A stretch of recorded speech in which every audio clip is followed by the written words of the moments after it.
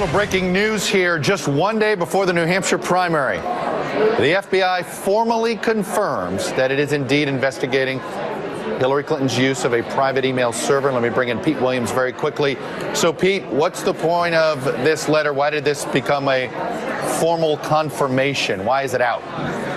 Because, Chuck, back in August, a federal judge ordered the State Department in one of these FOIA, Freedom of Information Act lawsuits over the emails.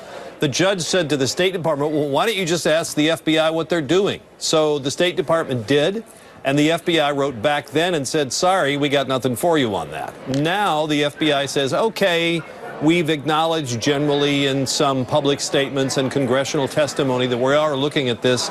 So we're revising and extending our remarks, basically, to acknowledge that we are doing this investigation. But the words here, I think, are kind of interesting, Chuck. Here's what the letter, it's very short. This is a one-paragraph letter to the State Department from the FBI's General Counsel, James Baker. What he says is, since that time, the Bureau has acknowledged generally that it is working, now here's the phrase, that it is working on matters related to former Secretary Clinton's use of a private email server, period. And then it goes on to say, but we can't say anything more than that. We can't say what the focus or the scope or the potential targets is. Sorry, well, that's all we can say. So on the one hand, it's simply an acknowledgement of the worst kept secret in the world. The FBI is looking at this.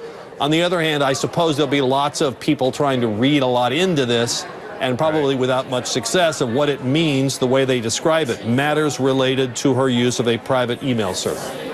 And nothing in there tells you anything about timing, like how long, if they're getting close to finishing or not finishing or any of that. None of that.